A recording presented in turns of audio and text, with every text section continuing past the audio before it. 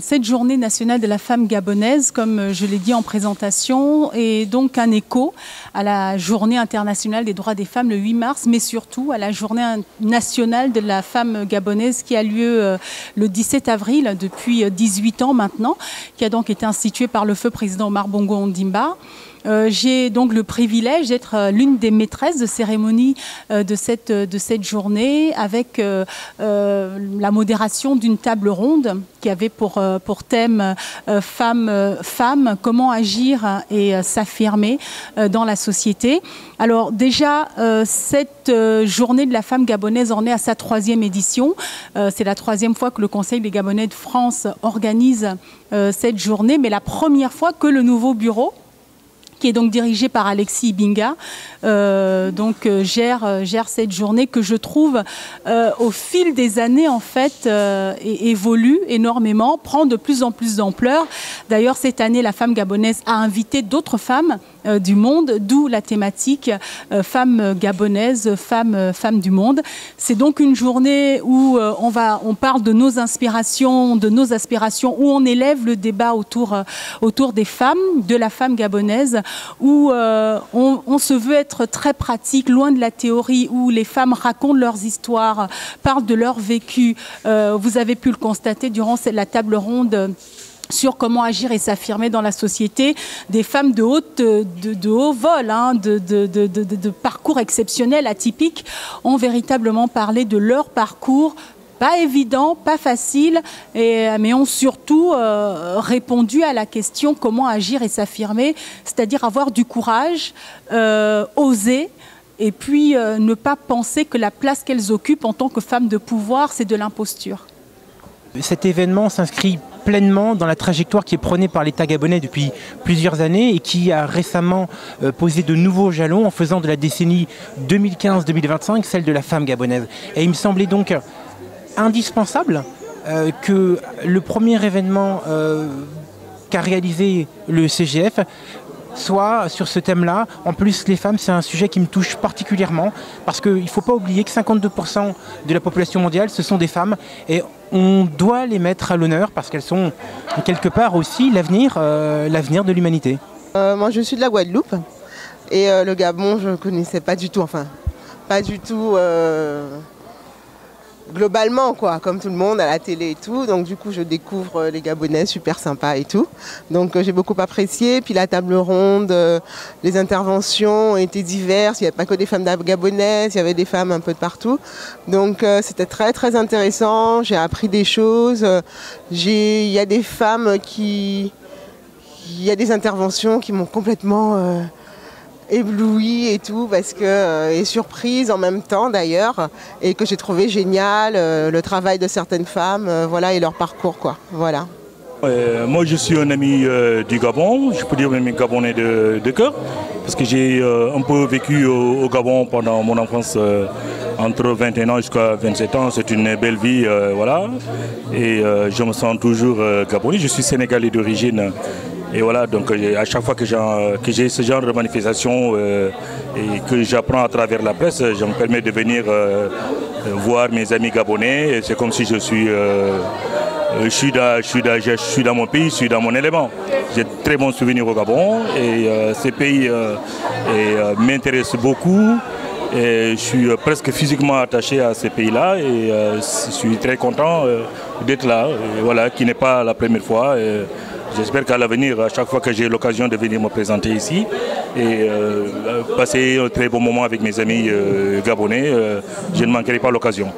Voilà. Pour un Gabonais qui est à Libreville, Parcours de Gabonais, c'est le moyen d'orienter le Gabonais au niveau de la France, parce que les personnes que l'on prend généralement, ce sont des personnes des fois aussi qui sont déjà installées en France. Donc ces personnes-là ont du vécu et ce sont des personnes qui peuvent justement à travers leur expérience montrer aux jeunes Gabonais qui ont pour ambition de venir à l'étranger comment vivre en France, comment s'intégrer en France et comment travailler en France. Pour le Gabonais qui souhaite retourner travailler dans son pays, c'est aussi pouvoir montrer à ces Gabonais-là que l'expérience acquise au niveau de la France peut aussi se mettre en place au niveau du pays. Donc je pense que c'est un projet qui vise à la fois, effectivement, oui, les Gabonais au niveau local et les Gabonais en France. C'est une très belle journée, vraiment à saluer, parce que le Conseil des Gabonais de France a rendu un vibrant hommage à la femme gabonaise et à travers la femme gabonaise à toutes les femmes du monde. Je ne suis pas gabonaise, je suis de la République centrafricaine, j'ai été conviée et c'était un thème sur la femme du Gabon et la femme d'ailleurs. Donc c'est une générosité également de la femme gabonaise qui me réjouit, avec des profils de femmes qui ont réussi des choses formidables dans des conditions difficiles, mais qui ont cru en elles-mêmes. Et c'est ça que j'ai partagé et je me suis enrichie vraiment. Mais je trouve que cette décennie de la femme est une très bonne initiative dont devraient s'inspirer la plupart de nos dirigeants. Là, je fais un clin d'œil aux autres États qui n'ont pas adopté cette initiative. C'est très intéressant parce que on a fait des choses depuis les années 60, la libération de la femme, les années 40, le droit de vote et tout. Et de se donner 10 ans, de planifier, de se dire on se donne 10 ans pour se consacrer au sujet, je trouve que c'est une preuve de sagesse, c'est une preuve de courage, je le disais pendant la table ronde, parce qu'effectivement, il y a plein d'autres problèmes. Il y a la santé, l'éducation, le développement durable. Il y a plein de sujets dont on pourrait saisir, mais de se dire qu'on met la femme au centre du débat pendant 10 ans, les femmes qui représentent 52% de la population, moi je dis chapeau. Je ne peux que me réjouir de cette initiative. Et si je peux y contribuer, je le ferai évidemment. Alors, Femmes Gabonaises, Femmes du Monde, je trouve que c'est très très beau parce que la femme, elle est générale. Et je pense que peu importe l'endroit où on se trouve, les femmes vivent les mêmes difficultés. Comme je le disais tout à l'heure, ce qui change, c'est les réponses que nous apportons. Oui, c'était un choix du Conseil des Gabonais de France qui est le maître d'œuvre de cette journée. Nous, au niveau diplomatique et consulaire, nous ne faisons que les accompagner. Oui, nous avons reçu des femmes tout à fait exceptionnelles qui sont passées et qui sont encore là et qui ont bien voulu accepter de partager leur expérience avec leurs sœurs gabonaises. Et nous avons été heureux de recevoir par exemple l'ancien ministre de la communication de la République centrafricaine qui a partagé son expérience de la transition avec ses sœurs. Et nous espérons en tout cas que les Gabonaises qui étaient là ont pu profiter de cette expérience et en tireront profit. Je crois que le président du CGF a fait allusion à la décennie de la femme. Et d'ailleurs, les interventions que nous avons suivies y ont fait référence. Et les femmes qui ont pris la parole tout au long de cette journée n'ont pas arrêté de nous rappeler que le président de la République avait placé 2015-2025, avait décrété la décennie de la femme et que c'était l'occasion pour elles de s'affirmer, d'apporter leur contribution dans le développement du Gabon. Donc évidemment, oui, ça va dans ce cadre-là.